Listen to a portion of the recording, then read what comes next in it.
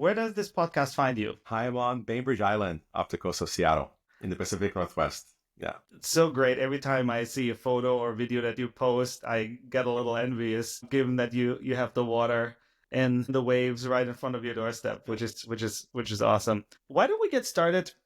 And you tell us a little bit about yourself, who you are, what you do, and then we'll dive into the many questions I have for you. Sure, yeah. In practice, I'm a designer. I started in print and motion, did all the motions, right? All the stages, and found myself working in UX these days. And when we met at Microsoft. So that's one of the companies, but worked at Google as well. And now I work for a company called ServiceNow. And so I'm in that space of user experience, which today is all about AI. But deep down, I see myself more as an artist. At least I like to think of it that way. And I try to bring some of those flavors into the design work that I do, and more into the personal work that I do at home as well. So, in terms of the art and the design work that you've done, and many people that might listen to this have seen your work, even if they might not know that consciously, but you have really shaped the look and feel of many of the big tech companies, certainly, and through that also inspired, I think, a lot of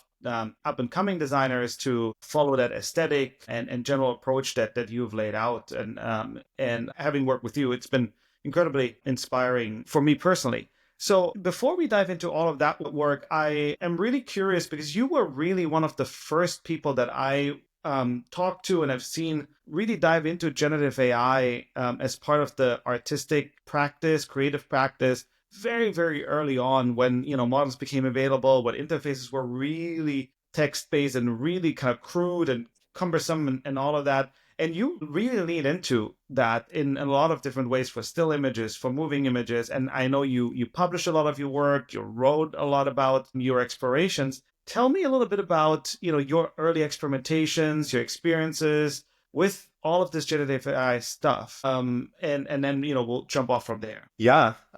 So at the time when the tools started popping up, I happened to be at Google, and Google, I think, has a pretty awesome approach to the tools that they're developing, where employees can just immediately have access to things or request access, and it's a very open culture. So I benefited from that and got to use some of their internal tools. But at the same time, tools were popping up externally. So Midjourney was the one that was standing out the most. Of course, DALL-E probably was the first one that really saw a lot of recognition. And I found it, I was attracted to that. To me, it just felt like another ingredient, another set of tools to play with. I've always been somewhat of a restless creative that I get bored using the same tool over and over. So process for me always mattered a lot. And that seemed like a new process to go and investigate. And so I did get sucked in. Not probably, but I know I've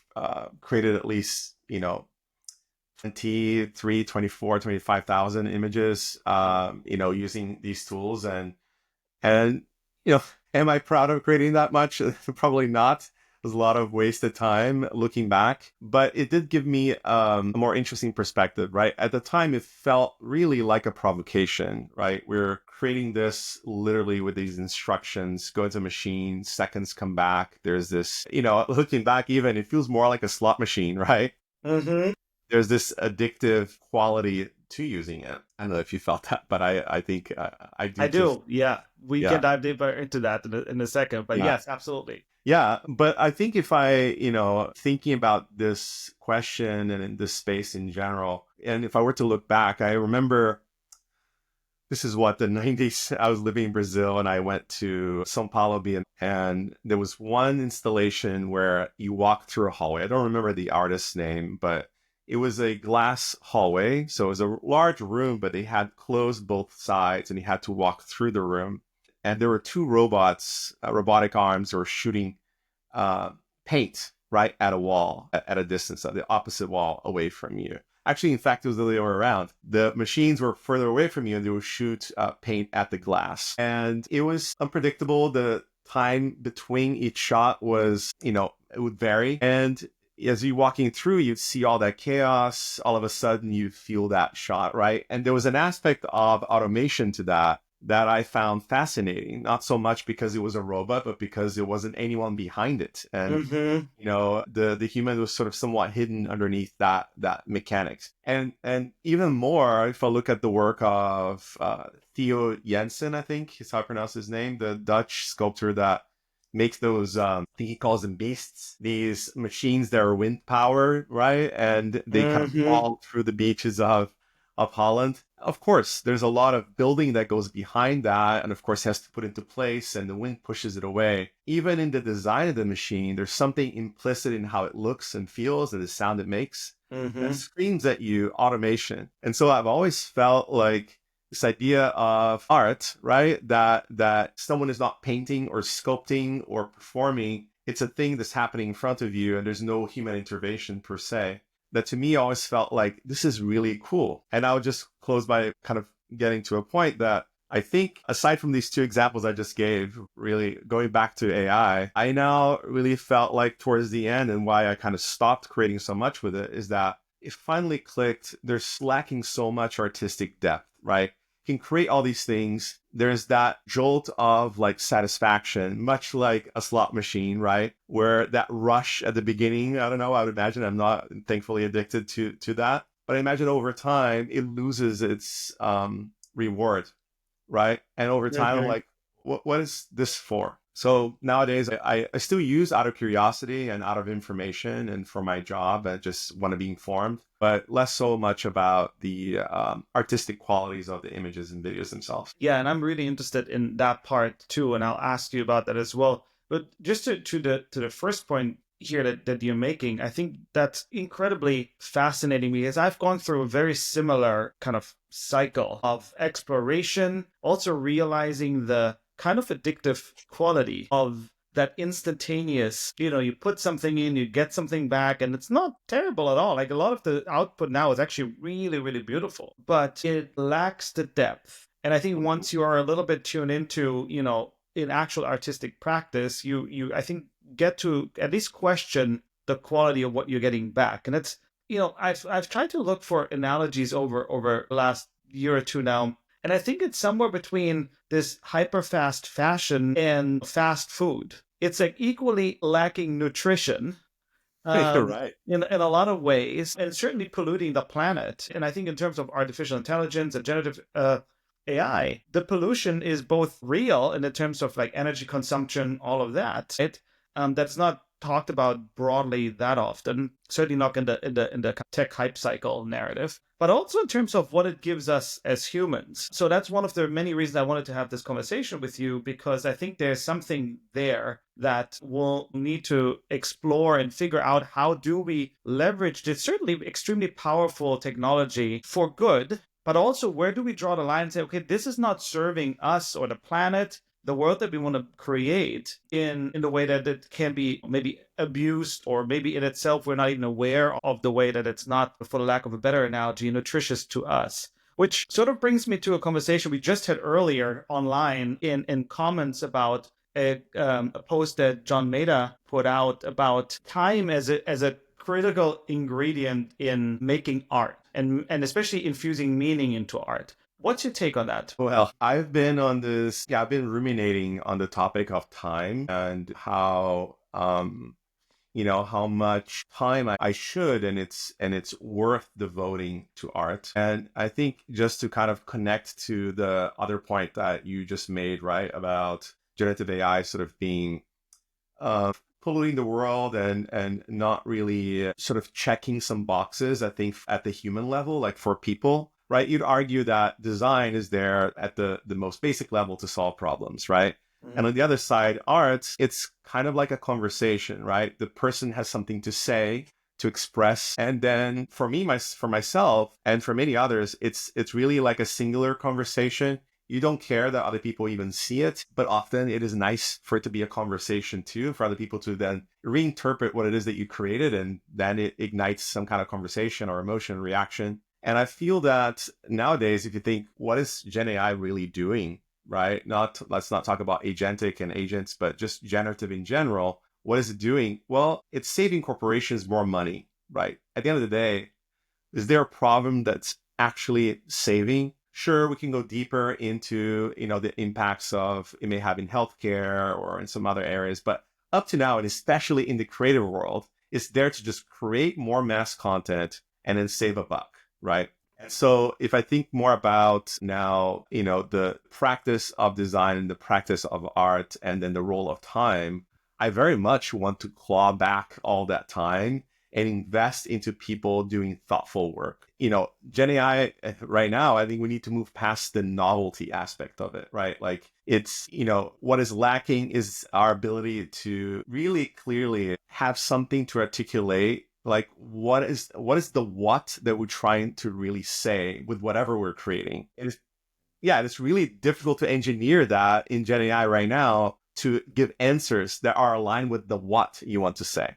And Right. part of the creative process is also figuring that out through time, right? I think I had this conversation with actually some design executives a few weeks ago about the value of the struggle through the creative process, right? It is incredibly important that we learn to accept the discomfort and uncertainty that comes with, yes, the friction that comes with the creative process, and use that to have that conversation that you mentioned first and foremost with ourselves so that we can then bring it to the outside world. And that is equally as important in the design process as it is in the artistic process, I would say. That part of kind of wrangling with the problem, wrangling with, the potentially best solution, or in the art, in art more in terms of where you really want to take the art. And that short-circuiting that or trying to get a shortcut through that might feel initially right, as you say, because there's a capitalistic incentive. There's also potentially a biochemical incentive because it feels so good to just get that feedback, really quickly. That we don't realize how important it is for us as humans, because we've been making art and expressing ourselves through art for tens of thousands of years, probably since the very early beginnings of humanity. So that conversation is actually really important in the light of this incredible deployment of this technology. Yeah, and I've always felt like what to me at the purest level, on this level we've been talking about, the most like humanistic basic level, to me, the act of creating always felt like my time and my energy went into something. And on the other side of that equation, something materialized and came out. And so you could really see how your effort went into the final outcome of that piece, right? Whatever it is, whether it's for design or art, it doesn't matter, music, it doesn't matter what it is that you're creating. There's this clear sort of equation of time and energy and to a certain extent experience, right? And know-how of tools or whatever, craftsmanship. But on the other side, there's that equation. Now, there's this little reward button. You click, click, click, click, click, click. And in the end comes out this thing. And we're trying to equate to the same kind of effect when really it cannot be measured the same way. 100%.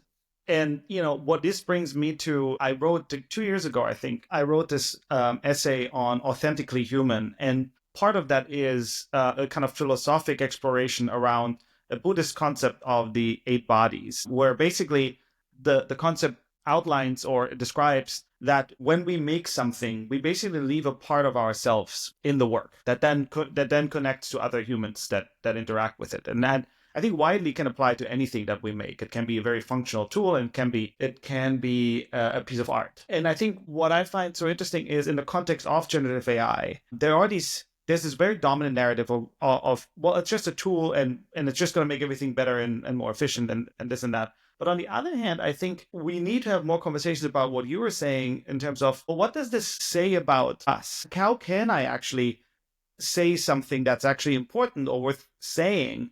And is part of the saying what I need to say also going through a process that isn't just clicking a button, right? And that time and that energy and that thought that gets infused or not, right, actually makes a really big difference in the way it actually impacts the world. Yeah, and I think what you're saying connects me to this other important aspect to consider, which is we may not be really truly realizing all the impact that we are going to have, right? That we're shaping right now on how future generations will engage with all these things, right?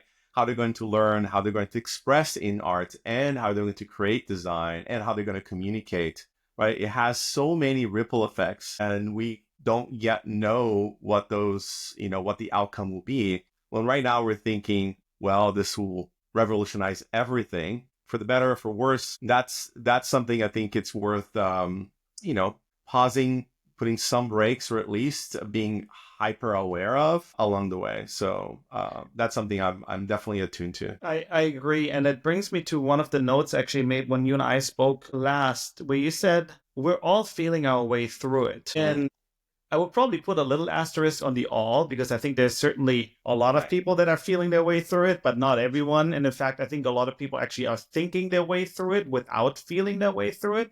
And that's probably the distinction. And the reason I made that note was I would love to hear your thoughts on maybe a bit more explicitly, because it's sort of already kind of transpired through what you said. But, what do we need to look for in how this feels, right? Because at the end of the day, we're making this technology and should be making it to serve humans and serving humanity as a whole. So what do we need to look for what are you looking for when you explore, does this feel right, or what doesn't sit well with me? Yeah. Well, I think there's so many specifics here, right? Like, so let me for now put away the fact that ChatGPT has definitely replaced search for me, right? Like I don't crack open a browser and search for anything anymore. I had, for instance, an interaction with an attorney for something personal just the other day, and literally every recommendation that he gave me, I had already checked off by consulting ChatGPT ahead of time, right? I'm thinking this is clearly, at least at the level that he's this operating, the job that he's performing, easily kind of replaceable for a day-to-day person, a small needs here and there for an issue like a consumer affairs or something you bought, or whatever, some guidance you may want to have.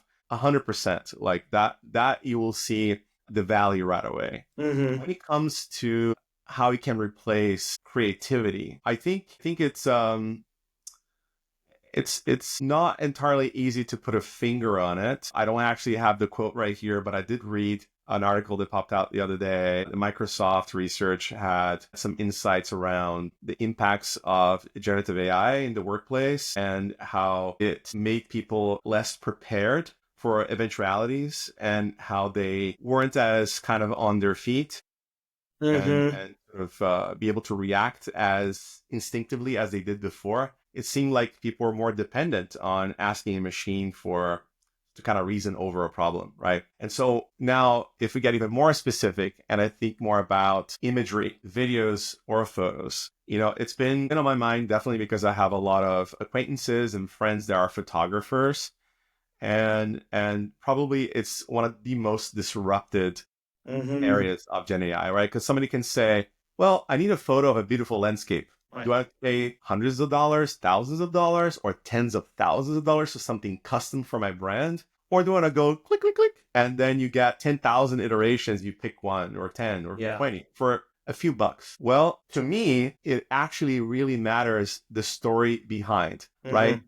The looking of the many portfolios, the seeing and understanding what drives each photographer and their journey to get there, and then the seeing of their process. I know a few. There's a person that lives across the street from me, actually has a camper. He goes out, takes out, scouts locations, camps over many days, finds the right moment at the right time, captures it, fine tunes it in his studio. Like, there's this process behind that Mm-hmm. the whole making of it, that the fact that there's an actual physical place, there's some idea, there's a reaction in the moment, there's the experience of the weather and having to sleep over. Those things to me go such a long way to say, wow, to me it does value. The fact that I can't get it instantaneously for Yeah. $5 is not as important as the human interaction and the process that person went through. Mm-hmm. And I feel the same way for CG imagery, Yeah. right?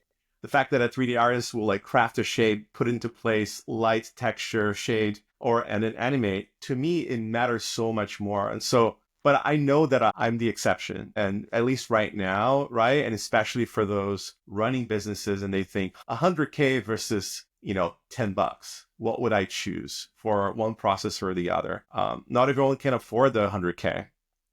So how do we craft, a process for valuing all that Mm-hmm. image creation that has existed for so long, at odds with when it's at odds with a machine with a shiny button that you can press and get something, a second later. And I think that the nuance or the spectrum that you just painted for the decision making, I think is probably where we need to end up and develop really good kind of methodologies and mechanisms around, because there are some situations where it might actually totally make sense to rely on a trustworthy system that can create imagery also that hasn't pirated anyone's content, right? Like, so it's ethically well done and it allows companies to create beautiful images. At the same time, though, also acknowledging that there is something really profoundly human about the process that you described of scouting a location, taking a photo,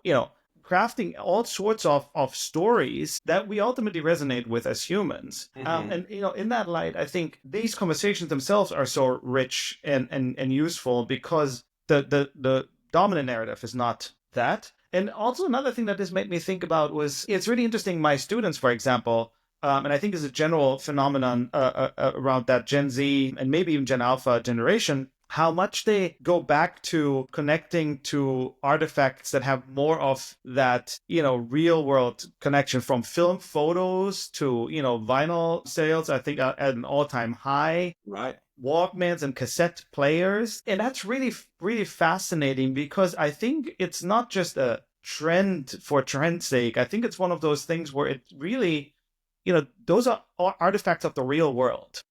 And I think as humans, we crave that. I know you have a daughter who's, I think, getting ready not too long from now to go to college, and also is an artist. What do you hear, see, observe from that next generation? Well, what was interesting right away is that, especially at the height of the moment when I was fully consumed by GenAI, she instantly recoiled at it. She's like, Wow. this is not for me. And none of my friends really appreciate any of this. And so she was very quick to react in a way that she has no interest. Now, years have passed, still no interest, still feeling just as strongly about that. And I do agree with you. Like, I moved from really relying religiously on Spotify, which I still use when I'm in the car and all that, but to actually investing in a more serious, vinyl setup. And it's the ritualistic aspect of listening to music or doing other things, right? The ritual, I guess, consuming and creating things feels a lot more, exciting. I mean, as silly as trading a recipe, right? Do I want to go to a tool like ChatGPT or even online and saying, I grabbed that recipe from some random person I've never met? Or would I value more if in a conversation with someone, they said I just cooked something incredible and they give me their recipe, right? Like, to me, that has a stronger value associated with it. Now, for her, coincidentally, she happens to be really interested, at least in the moment, about both ceramics and photography, right? Photography is, as we talked about, it's about experiencing something in the real world, seeing people, seeing places, things, capturing them in interesting ways. And then ceramics is about shaping a hunk of clay, right, into an object that has now a renewed meaning for you and for other people. And so it's interesting talking to her about this as she goes into the art field. Sometimes the reaction around us is to say, art is dead. Artists, no longer, you can't make a living doing that. And I think what's interesting to remember is that, art has always adapted around technology, right? Like, back to photography early days, I learned in the dark room with physical films and projecting and, enlarging photos. And now, everyone has one of these things and can take great photos. It's not the same as that whole process we're talking about, and definitely not the same as imagining a photo and telling AI to go create for you. But I do remember, how all the stages of digital photography, of cameras, whether it's red camera or phantom camera, all the digitization of photography and filmmaking, and it hasn't stopped people from creating great things. It's more about the perspective that you bring, right? When you have something to say about a certain thing, the originality is, I think, what's going to matter. And so that's something I continue to cement in for her, and also seeing that she picks up on it right away. That's her point about not being excited about AI because it's just not original. That's fascinating. And part of the reason I started the series of conversations on this podcast is because I believe that the art challenges the technology and the technology inspires the art, or the other way around. This, paraphrasing John Lasseter's quote, is so incredibly important, and especially in a time like this where we're in major transformation. Certainly, one being a major technological transformation is so important to bring the artistic perspective that challenges our own sense of humanity into all of that, and I think younger generations are a big part of that and give us a really good indicator of where things should go. And certainly us currently making a lot of those decisions, as you said at the very beginning, that I believe we need to take really seriously the responsibility that comes with that. The other question that this brought up to me, and I'm not sure if we can find an answer, but I would love to hear a take, is especially when we're looking at children, younger generations, high school kids that are about to go into college. A lot of what we just talked about is something that, and maybe the analogy with the fast food certainly might hold true here, is it's not evenly distributed, the access to that, right? So essentially your artistic and cognitive palette is shaped by whatever you are surrounded by. I wonder if and how we could change and expose more children to the artistic process, because when you look at our education system, it certainly doesn't do a good job at building the creative confidence in children across the spectrum, right? In fact, most of our education system is built around the ideas of industrial revolution, of predictive outcomes, repetitive tasks, and all of that. So as we are born creative through the education system, a lot of the creativity is kind of trained out of kids. Any thoughts on that, and how to, because you've also grown up in different cultures, how to think about the exposure to the creative process, and any ideas on how we can bring that more to children? I don't know if I have a direct answer. I think the thoughts that come to mind are, well, critical thinking really matters. And, the ability to create endless variations on any given topic doesn't contribute at all to that, right? And back to sort of the point I was making about specifically my daughter, she happens to be really interested in physical things. And that's a really good reminder. Just because we have great digital tools, it doesn't mean that should be the very first answer, right? That at least let's begin with the assumption that the physical world still matters, right? And so if we begin there, then I think everything else kind of falls into place. And then gradually, right, you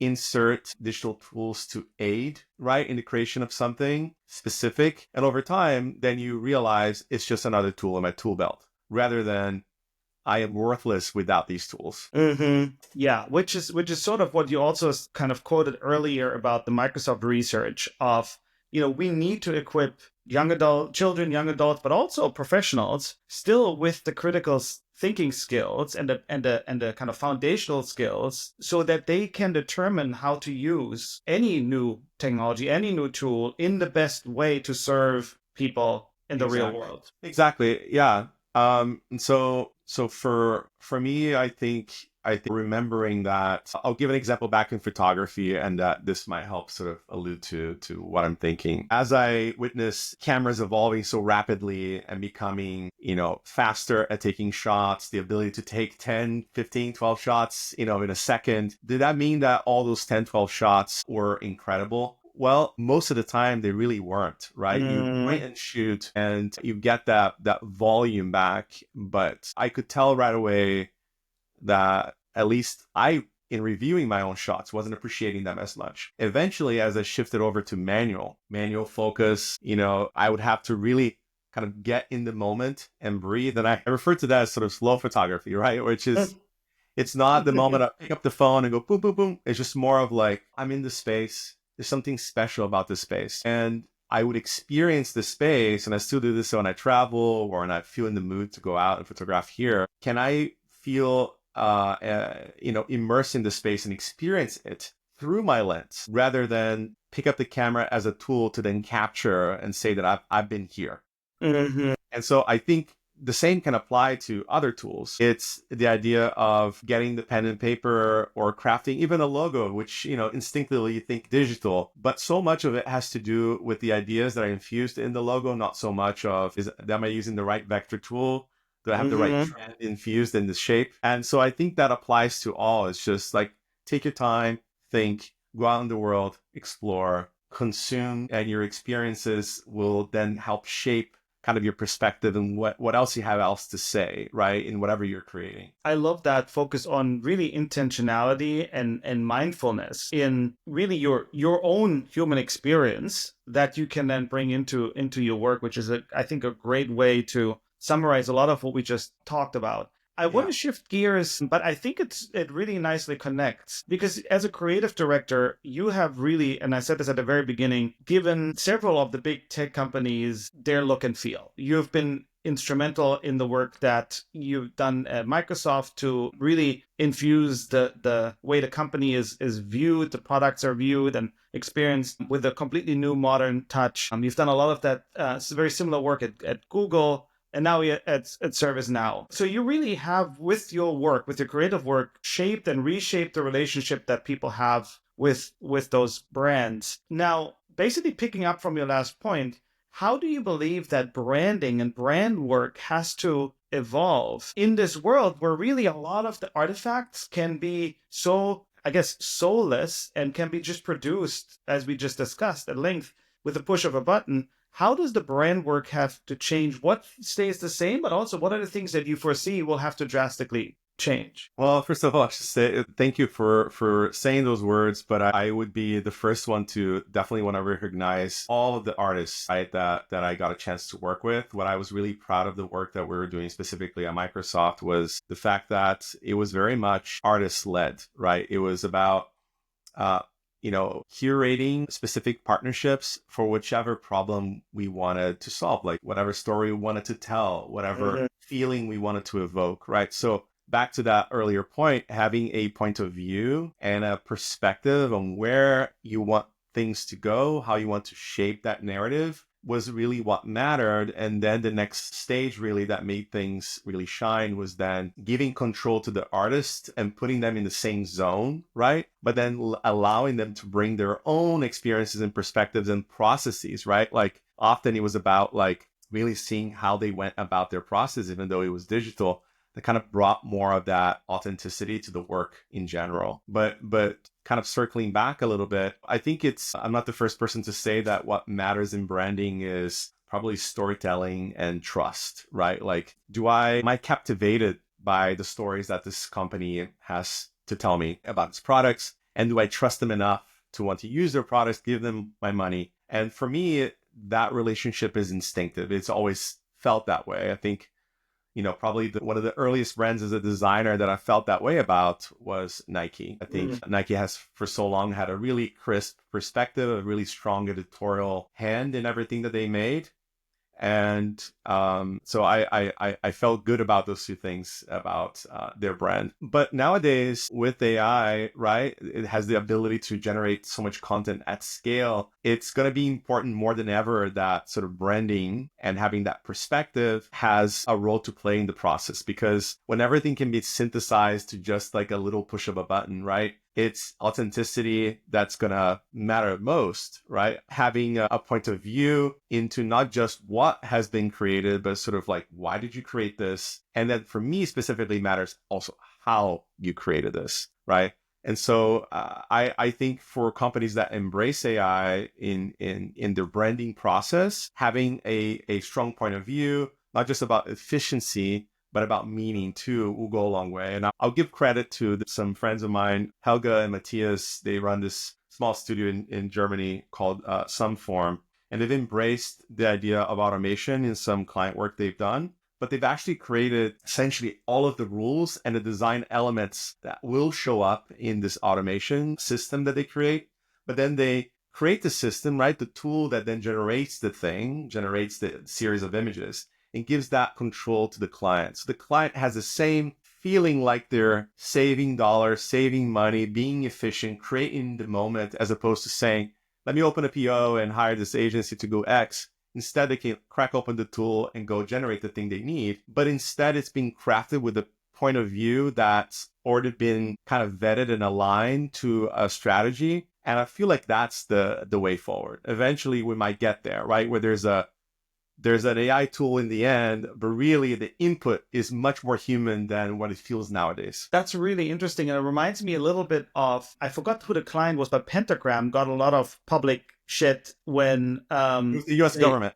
exactly. I think it was the US government. I always thought that, but I wasn't 100% sure. But they got a lot of public outrage when they very early on proposed such a solution, which, again, if it is curated and if you control the input, might actually be more of a way forward. Because the other thing that I was thinking about in terms of, what could be the downside of leaning onto these tools is the just homogeneous outcomes that we're seeing already, right? Like you can at this point, if you're somewhat, exposed to GPT generated LinkedIn posts from, potential influencers or even just executives on LinkedIn, then you read the sentence structure and you immediately, realize that that is a GPT generated article. So these artifacts of our own humanity will be really important. So like purely just kind of relying on what's there out of the box might not create those, connection points that you just outlined so well, because they have,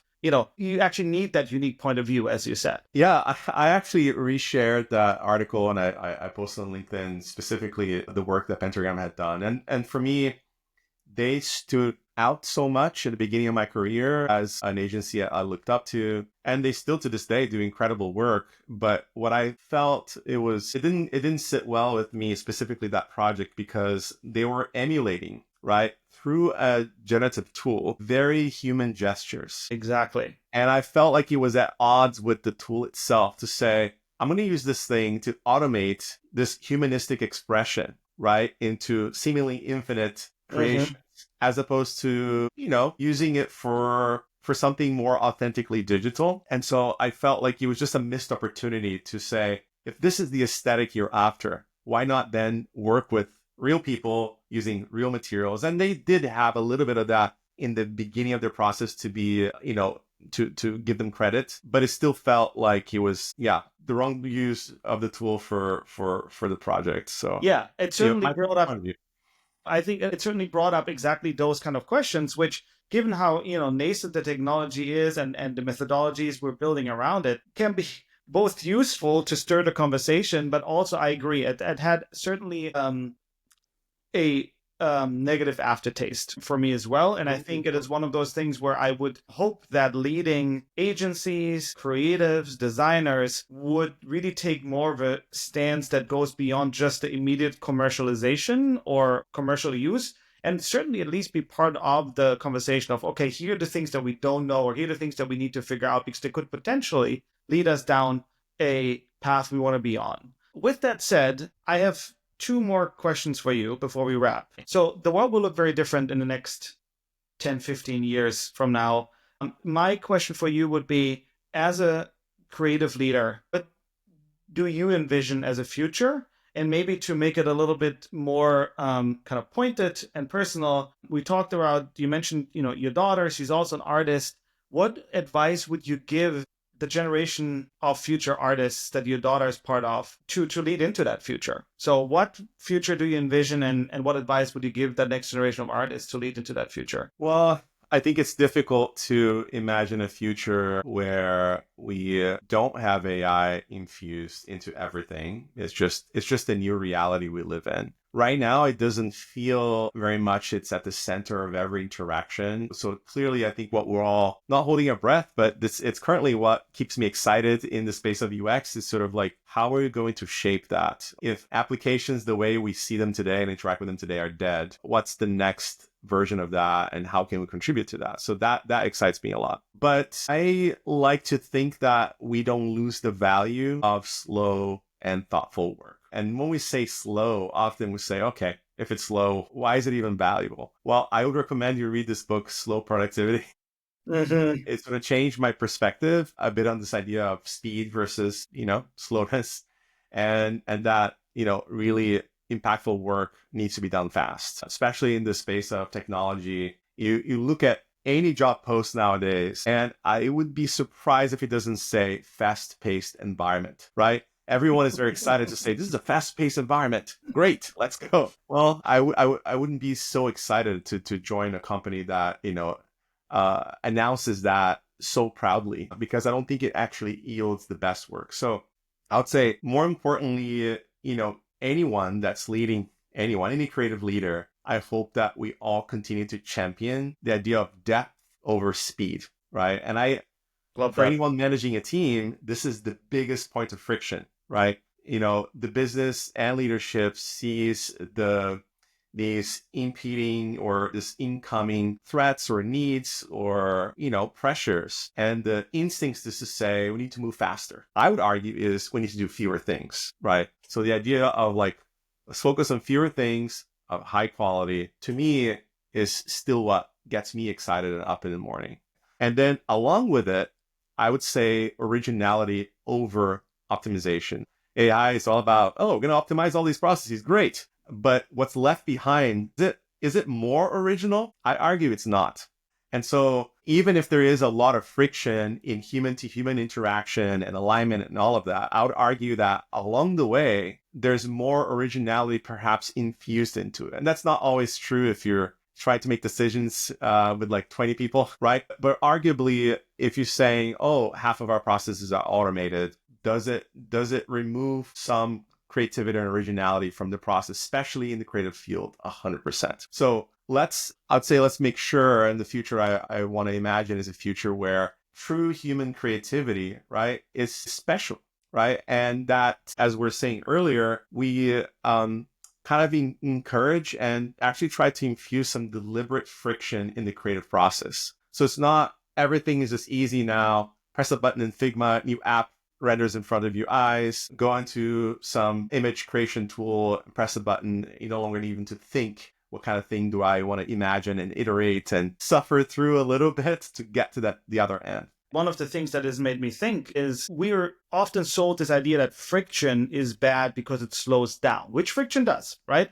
But friction is also necessary to propel us forward, because if there's no friction, there cannot be any movement, right? There cannot be any traction. And I think that perspective that you just pointed out, I just want to highlight that I think is so critical, almost a counter narrative, which is so important for the creative process and to drive originality. Yeah, most definitely. I think it's easy to think that the word, friction is just something bad and you need to remove away from it, from your process. But I would argue that in this particular case, we want to kind of embrace it further. We want to be more deliberate about it. And I'm actually seeking friction right now away from work, right? In my own creative explorations, like the idea of creating a painting and waiting for layer over layer to dry over many, many, many, many days. So weeks later, you might have an image that you're happy or not with, right? I want that more. So, and that's how I stay balanced, is to say, cool, at work is about removing friction. Outside of work is really about infusing it. But I do think that there's room for even corporations to actually ensure that our products, right, that really are shipped at scale, have a certain degree of friction. And then lastly, I would say, like, for my daughter, I think what I would kind of double down on what I said earlier, the physical world still matters, right? Like, it matters that you put those physical influences, your personal influences, into something that people can experience. And it's difficult to say, how can you do that digitally? Well, not everything is digital. And in fact, I would like to move away somewhat to our dependency on everything being digital these days. The fact that we're talking over this tool right now, yeah, sure, we're across the country from each other. That's helpful. And that really allowed us to have this conversation. I'd much rather, be sitting in the same space as you. So as much as we can do more of that, just not because it's convenient, even if I'm next door to someone, I would rather kind of embrace those physicalities more, especially in things that we're creating. Yeah, and I think there's a component here that is so critical, and I agree with also teaching this to my students, to our children, that is that human to human interaction in the real world. We're in the same space. You can sense people's responses. You can make the same object rather than looking at it as a replication on two screens, right? You're looking at the same thing, piece of art, product, whatever it is that you're making. And it reminds us of the fact that we share this world that we live in. And Exactly. I certainly remember how that was for me being in art school and being able to make things with other people in the same studio. It's incredibly powerful. Bringing that sense and enhancing that sense, I think, is especially in the times now where we're so divided, so polarized, just a critical cultural, I guess, way of being together, and that we really need to cultivate. So I think that's a really powerful reminder. With that said, we're at the end of our time, and I want to thank you, Nando, for this really inspiring conversation. I mean, I've been a fan of your work, of you as a person. I've loved working with you for many, many years, and I believe that people will walk away feeling very similarly after this conversation. So thank you for your time. And we'll link to all your work, also hopefully your personal artwork, which I think some of it is online. And hope to see you and hear you again soon. Thank you so much, Ben. I feel the same way, so I really appreciate the chat with you, but hopefully we'll see each other in person soon. Thank you. All right. That's this week's show. Thank you for listening to Poets and Thinkers. If you liked this episode, make sure you hit follow and subscribe to get the latest episodes wherever you listen to your podcast.